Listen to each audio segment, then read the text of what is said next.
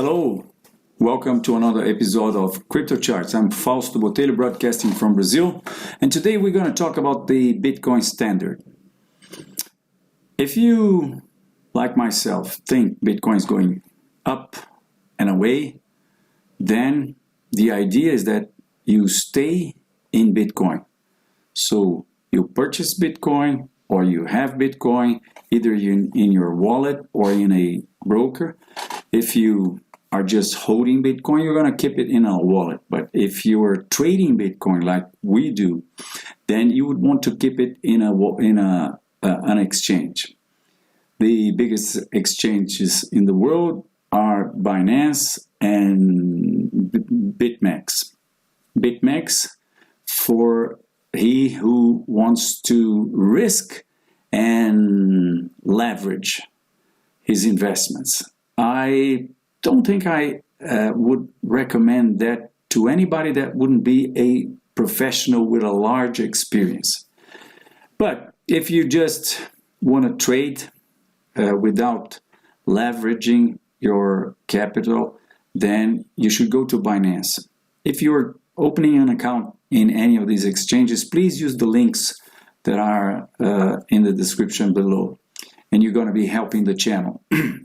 So, as we think, as I'm going to show you in a second, that Bitcoin is going to probably break the all-time high this year and go to $65,000 or $235,000, depending on what it does, in our view, of course, then the idea is that we want to increase our Bitcoins. So if you have your money in a broker and you're trading stocks, you want to increase your value in dollars. If you have it in Bitcoins, you want to increase the number of Bitcoins that you have. So the idea would be for you to trade whatever coins quoted in Bitcoin that are about to outperform Bitcoin, to perform better than Bitcoin. Either if Bitcoin falls or if Bitcoin goes up. In any situation, you can make money if you buy a coin that outperforms Bitcoin. Because if Bitcoin goes up, eventually this coin will be going higher than Bitcoin. Will be increasing in value in dollar more than Bitcoin does. So in relation to Bitcoin, you're going to be winning. And whenever you sell this coin, though, you're going to increase the amount of Bitcoins that you have. And eventually Bitcoin may be falling, but this coin that you buy would eventually fall less than Bitcoin. In the same situation, it would be outperforming Bitcoin and you would make Bitcoin. I was going to say money, but that's the term that we use to fiat money, right? So you would make Bitcoin. So that's the idea. The S&P, by the other hand, is showing us a by-the-book situation in terms of having reverted the upward trend that started right after the subprime in 2009. So, enough for talking. Let's take a look in the chart. And for that, I'm going to go to the charts here. And here we go. And I'm showing you the charts now. Here we go. So these are signals, and we have so far called long positions for 4 coins, and one of them is EOS. So we're changing the stop in EOS now. That's what that means. So I'm moving these windows for calls cryptos, which is right here, and right here I'm going to substitute EOS with this one here. Organize everything in alphabetical order. So yeah, you're curious probably, right? So we recommended Cardano, ADA yesterday. Let me show you the ones that we recommended here, and let me put them all in the daily chart. Turn off the light here. Why did we recommend Cardano? Because it gave us a bear trap here and pulled back to the former resistance line where it found support. So whenever it reverted and broke this short-term trend line here, we made the call yesterday. The objective is here in 1360 satoshis, and the stop is already, as we can see in the hourly chart, the stop is already in the profit side. And why is that? Because whenever after we buy it, it almost hit our stop. So we were wrong in the timing. So if we are to be right in the timing, it better go up now. If it doesn't, we're out and we're not losing money in this position, right? EOS, we bought it because, well, it had broken this resistance line here that we can see better in the hourly chart. Whoops, what happened to that? Resistance trend line.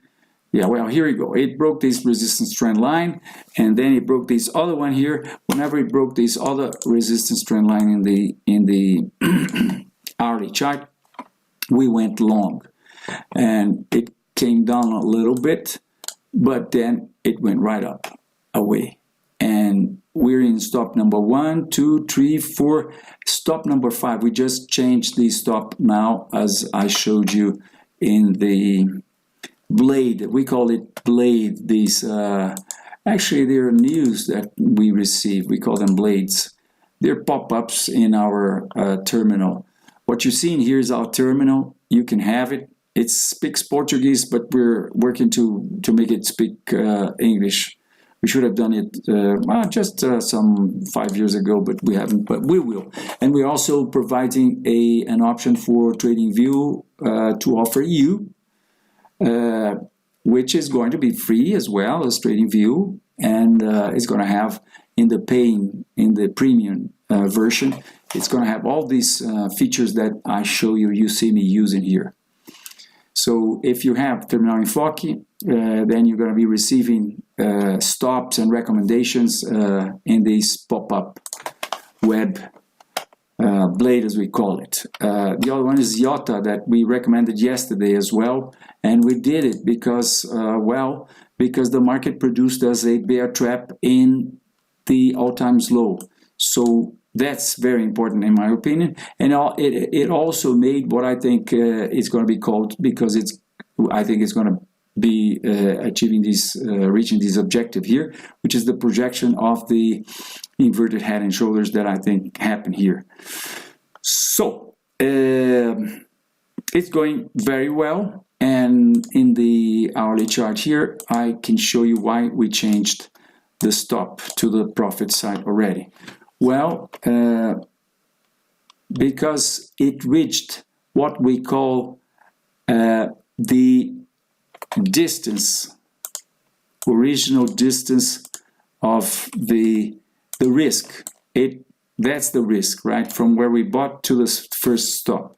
And that's this distance at our favor. Whenever, if it comes down and reaches our stop, we're stopped out and we're going to lose whatever we put in this position.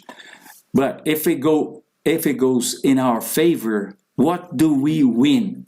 So the idea that took me 4 months to realize was that what we win is that we don't lose anymore.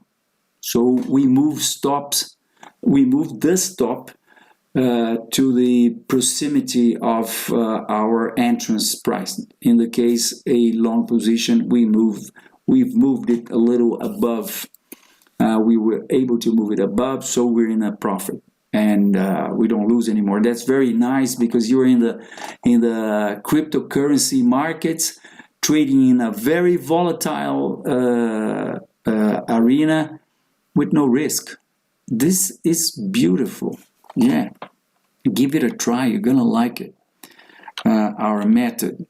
I'm doing a course here in Brazil. Well, if you speak Portuguese and you're around, there are still seats in the classroom. But I'm also planning to provide you with a technical analysis video classes in English. Wait for that. It won't be long. A couple of months maybe. No more than that. So back to the charts. Here we are. The last one that we made, wrong keyboard, is Zcash that we just issued the order today. I don't have the prices here, but I can pick it from Zcash. Here it is, and I can see there's a look the chart here button, and so I'm changing this to this, and here we go. That's what we bought.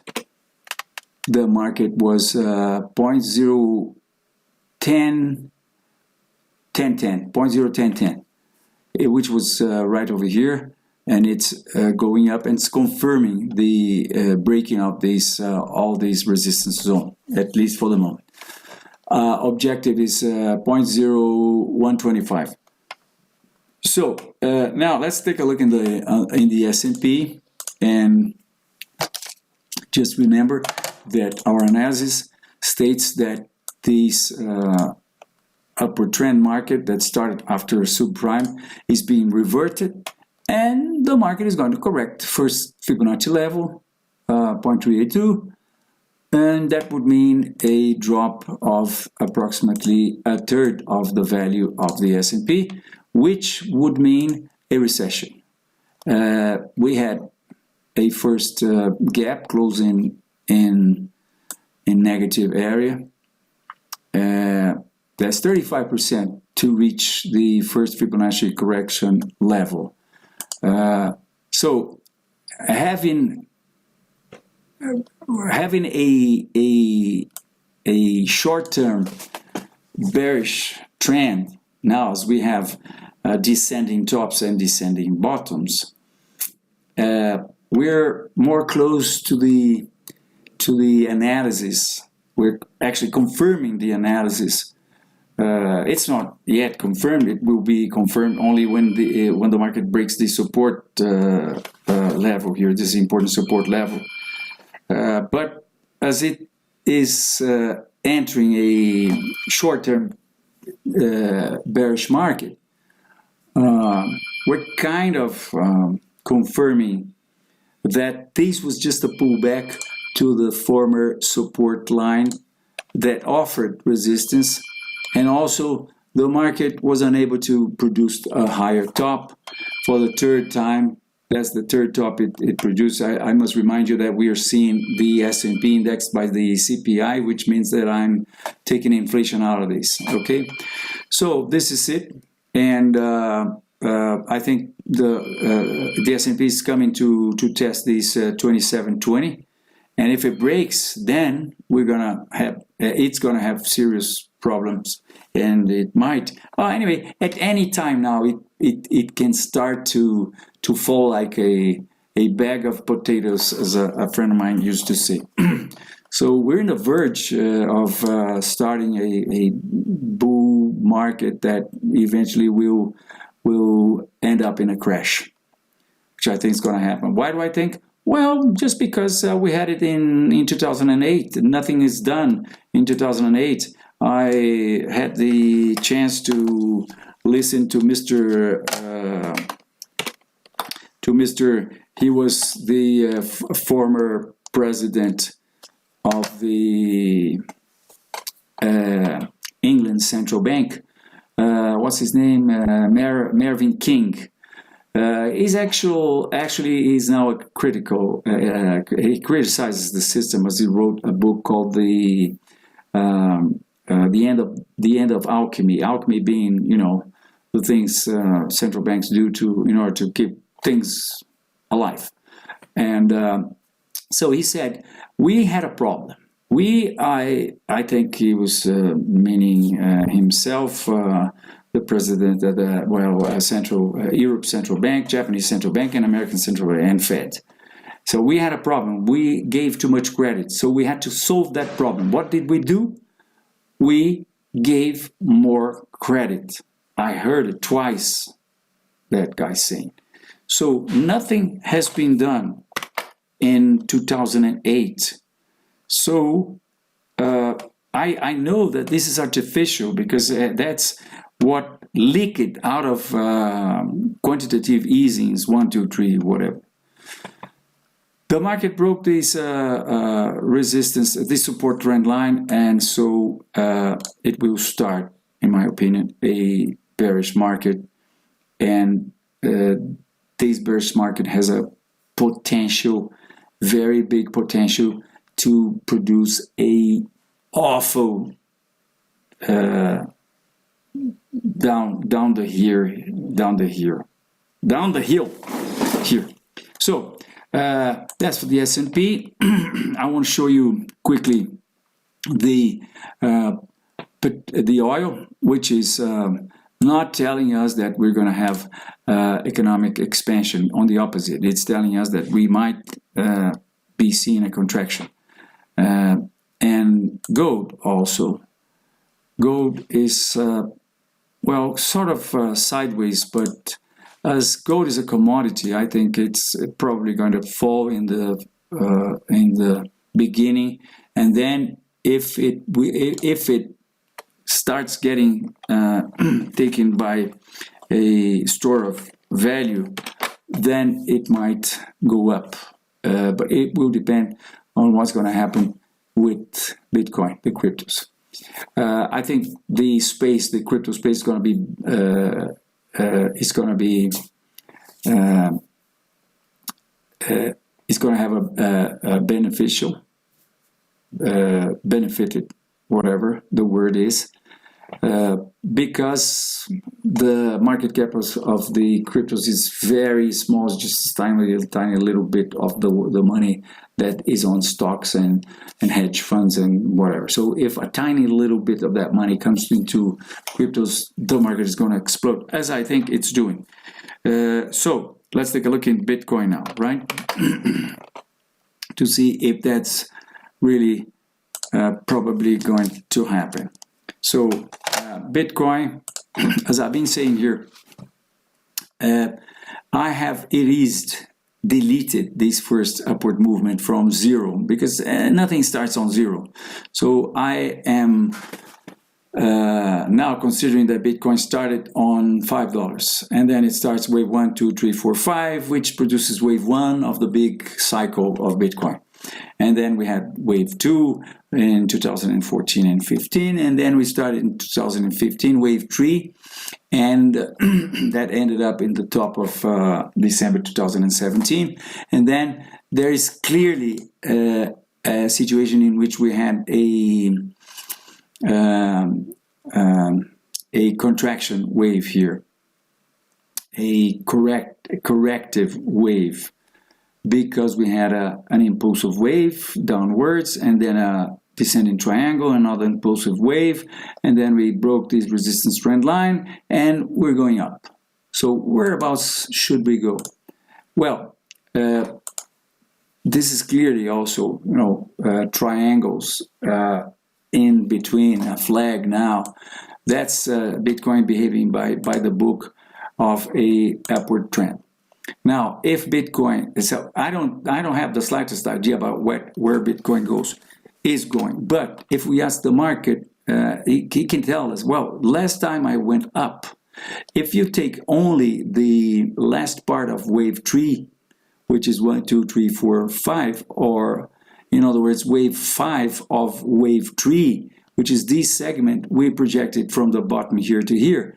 That would take us to $65,000. And if we take the whole wave 3, which is from here, from wave 2 to wave 3, which is this segment here, we would be going to $40,000.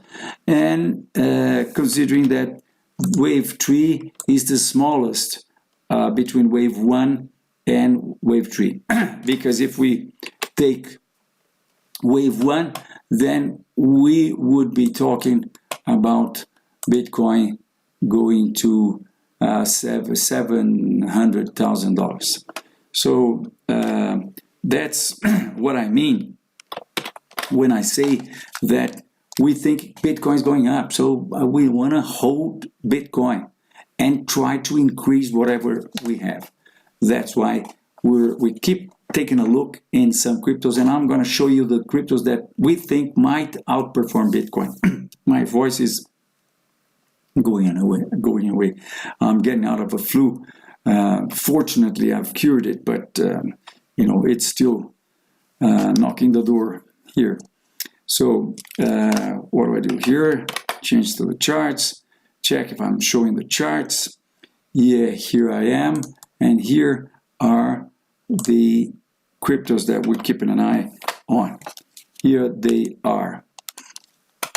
I'm organizing in alphabetical order. Put them all in daily chart. And here we go.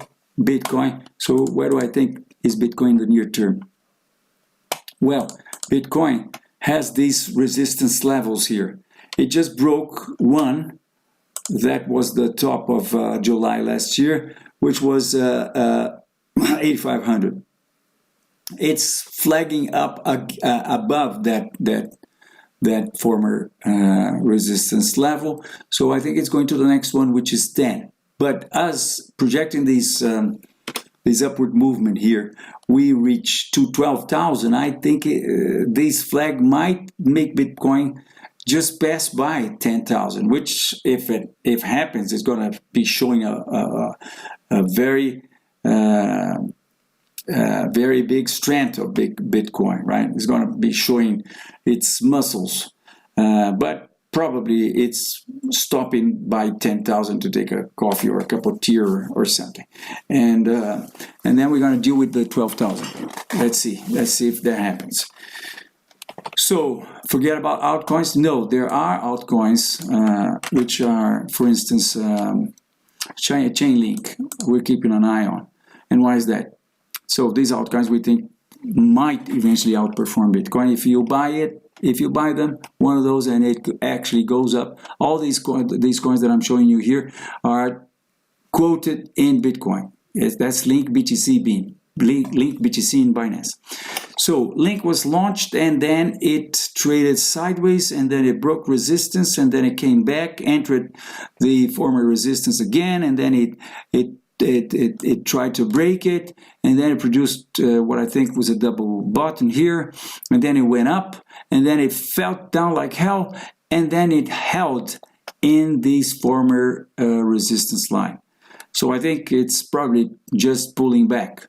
We had a reversal, candlestick reversal here, and engulfing here in a nice contest. So I'm hoping the market produces a upward flag or something, or a pennant or something here, so we get it whenever it goes out of this accumulation here. That's why we're keeping an eye on Link. Ethereum just broke this resistance line and is flagging above the resistance line, so we're keeping an eye on the hourly chart to see if we can have a clue about when is the right time to buy Ethereum.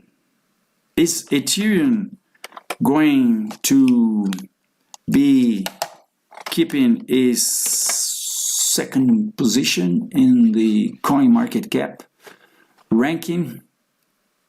I don't know. Lots of things talked about Ethereum, but it's holding on, right? And there's a huge amount of people working on it besides Vitalik. So we don't mind about that. We mind about technical analysis, so we're keeping an eye on the hourly chart. Whenever it breaks, we enter, place a stop. If it goes up, we keep rising the stop. If it goes down, it stops us, and we just try to catch another coin. So that's for Ethereum. Now, Litecoin. Well, Litecoin break this resistance line. I'm showing you the daily chart now, okay? And it was kind of I thought it was going to flag up, but it's actually drifting up. So let's see if this drift transforms into maybe a rectangle, and then whenever it breaks that, we buy and place a stop below the rectangle. Okay, that's why we're keeping an eye on Litecoin. Now, NEO, we were keeping an eye on it, but we didn't act properly or prompt, so we lost it. We lost this upward movement, but we're keeping an eye now because if it's really going up, it has a lot to go, and it could eventually produce us here in the hourly chart another upward flag, and then we enter. We may enter whenever it breaks the upward flag. OMI's go. It was flagging up, but under the very important resistance levels here, there is an important resistance level right near where we are now. So we're not very cheerful about it. So we're going to be waiting to see if that produces another indication, maybe in the hourly chart, which is not, because testing resistance now, right? So let's wait and see. Ontology, ontology, good, because it produced something in a very nice contest, which was the all-time low. So it came to the support of the all-time low, broke this resistance short-term trend line, and kind of pulled back down, and it's making what is that? Maybe 1, 2, 3, 4, 5. Yes, I can think of a double bottom here, right? But we should have followed the one hour chart, and we should have entered here. I talked with my team already, and I said we should keep an eye more open that we have to put on signals to be alerted whenever things like that. Well, we missed that one as well, but we're keeping an eye on it. Tezos, we think it's rectangling up. This is a continuation chart. So whenever it reaches the support or near the support level and produces a good indication, which we might have now. Look at that. We think might be a good idea to buy it. And the last one is Verge. Verge is, well, it broke this support line, and we thought was flagging up or rectangling up. Let's see if it holds here. Then it might be holding there, and it might be an indication. So this is it. Thank you very much for watching the video until now. Leave your comments, ask anything. I usually answer all the comments. And if you're not a subscriber, please subscribe to the channel. Again, if you're opening an account in Binance or BitMEX, please use the links below and help the channel. And see you next week. Ciao.